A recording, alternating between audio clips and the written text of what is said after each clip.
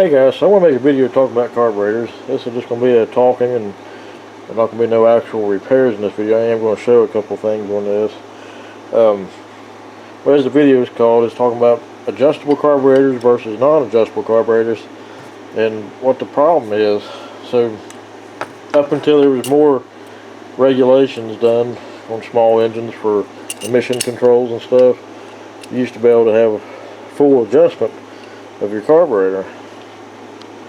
This is off an old 12 horsepower Briggs flathead riding lawnmower engine. This is one of the best carburetors that Briggs had ever used. This is an aftermarket version. But you got 3 adjustments on these, and on your modern carburetors you barely have any adjustment, if any.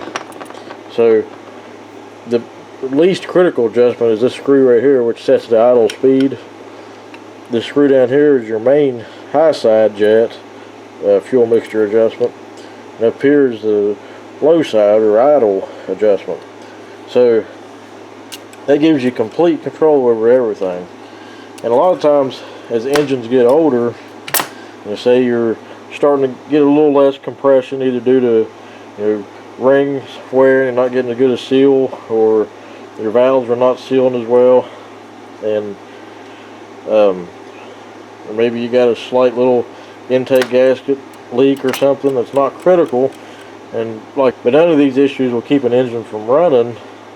But sometimes the condition may cause a engine to run too lean, and you may need just a little bit more fuel going into the engine. So say you're out mowing or using a generator or pressure washer, and the engine's just not running right, or it's surging up and down.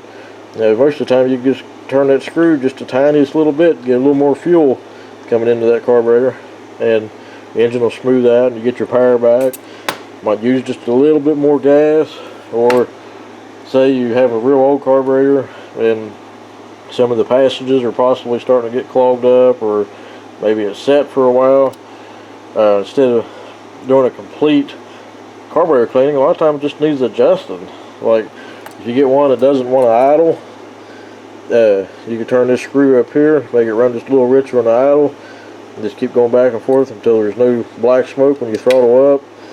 And let it, make this run rich enough so when it throttles up, it don't bog out. It just takes the gas and goes on. And when it comes down to idle, it keeps running. You smooth it out with your adjustment. So that's what. So this is one of the major changes that's been done to, I'd say, 70% of small engine equipment. The remaining 30% is been unchanged on like weed eaters and chainsaws and anything 2-cycle. They still usually have the 2 adjustment screws, except for some brands like Red Max doesn't have adjustment. Now this carburetor here, this is a Tecumseh brand carburetor, and it only has the idle speed adjustment.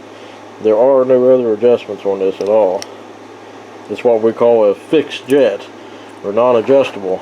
So this works fine for most of the life of the engine, but when the engine starts getting a little age, or the carburetor passages might be getting a little tiny bit gummed up, you start having issues of surging or not wanting to run unless the choke is on just a little bit. So like that's a good way to tell if this carburetor needs adjusted.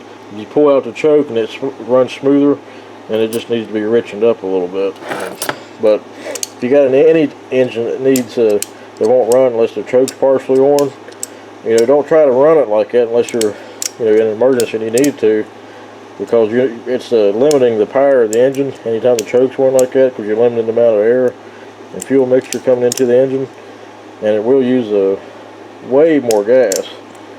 And so you want to try to fix the problem. But the problem is with these newer carburetors, even if you do a complete thorough cleaning of it, it still may not run right, and it all comes back to not being able to adjust it. Or a simple little turn of the screw just to richen it would solve just about any carburetor issues on your older engines. So there is a solution to it. Sometimes you can find an actual adjustable carburetor. Like in this case here, this is the adjustable version of it. It's the exact same carburetor as far as I know, but it has adjustments on it. You get an adjustment here for your low side, And you got the adjustment down here for your main, so you got complete adjustment over it. So on some engines, you can still get an adjustable carburetor for it and upgrade it. I consider it an upgrade, and you can tune it in and have complete control over it. You also notice this one has the drain valve on it too, so you can drain any, if by any chance you get water in it, or you just drain the fuel out for the winter or whatever, you can just drain that out like that. So all this is a needle valve that's in here. It's a tapered valve. We'll take it apart and look at it real quick.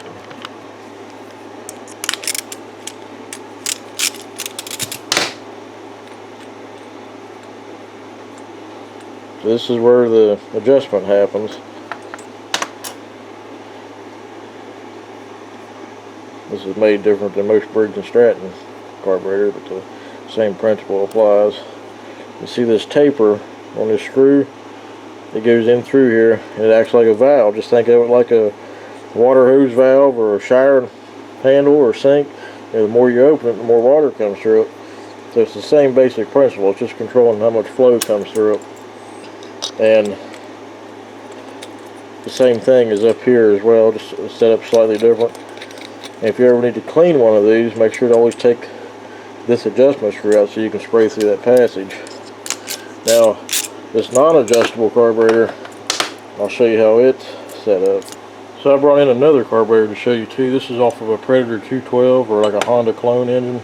This is the Tecumseh again, and there's two differences here, and just brought this out to show you. But on this type here, the actual jet of the carburetor is built into this bolt piece. If you see, there's a passage right here. If you see it holds the light shining through, it connects all the way through to that side. It's like a T, and it's a real small hole inside here. You can't hardly see it on the camera. You can't hardly see it in the camera, but it's a real tiny hole. This is bad about clogging up. And again, if you had the adjustment, even if it's partially clogged, sometimes you just open that up just the tiniest little bit, and that's all it needs to get it to smooth out. And this is a Predator 212 or Honda clone style carburetor, and the bolt is nothing more than a bolt that holds the bowl horn. However,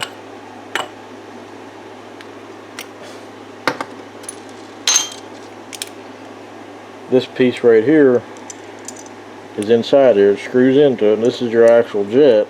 And this piece here is inside this emulsion tube, and you unscrew it, and it comes out. Now the bolt will hold it in place. That's all, or the emulsion tube will come out with it, and it all holds together that way. This type screws in, and you see that little passage in through there. It's bad about getting clogged up, and like I said, on the older engines that normally would just need a slight turn on the mixer screw, the only way you can adjust the fuel is to open up this hole. So you can either use a micro drill bit or like a little file designed to clean like a MIG welder torch, and just open that up. And it don't take much. You can actually buy replacement jets for like this 212 where you can tune the carburetor in. So that's the problem with a fixed jet carburetor, is it's all fine and dandy when the engine's running good, but as soon as you start having a fuel mixture problem, you don't have no adjustment. So you have to either drill it out like this or put a whole nother jet in it. And never tighten that down, just barely snug it, because they're bad about seizing up, and you break it trying to get it out if it ever needs clean. So that's just a couple things to look out for on these. These little passages, or the jet like in this one, are bad about clogging up, especially if you have a newer type of engine that don't have like an inline fuel filter on it and has like a strainer in the tank.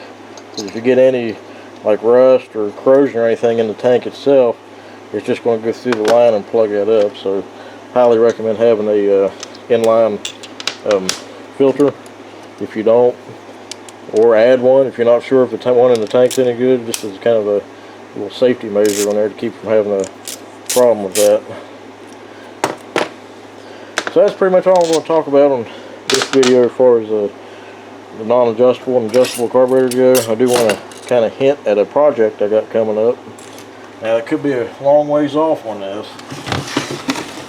but I just picked this up. This is a 10,000 watt generator head. It has a shaft on it. You put a pulley on it, so you basically make your own generator. Harbor Freight sold this. It's a Chicago electric, and I got an amazing deal on this used. I don't think it's ever been used, but it's in really good shape.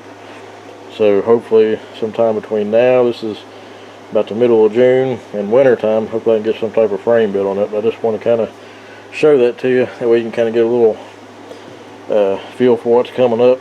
Hopefully I can get started on it at least. I did crank it over with a drill, and both gauges came up a little bit, so it is doing something. So it's definitely good. And it's got two 120 outlets and a 220 plug as well, and breakers built in on it. This is the one for the 120. This is the one for the 240.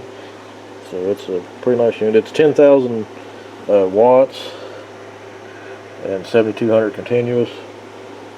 That's that. I just want to share it with you. It might be a long time before you see this, even a year or two possibly, but hopefully I can start working on it here at some point. I just wanted to share it with you. But yeah, highly recommend trying to find an adjustable carburetor for your equipment if you possibly can, or at least try to find a jet kit that's got different jets in it. That way you can adjust the mixture that way. But you can't really fine tune it with the fixed jets like that. And you can also buy a adjustable kit for the Predator 212s. That way you can make it fully adjustable. So there's a lot of options out there. So, alright guys, this video is longer than it needed to be. So I just wanted to share it with you. So any questions, comments, or suggestions for similar videos or a similar type of carburetor that might work on something I got, feel free to let me know about it. Might be something I don't know about. So always up to hear about new products out. So thanks for watching guys. We'll catch you on the next one.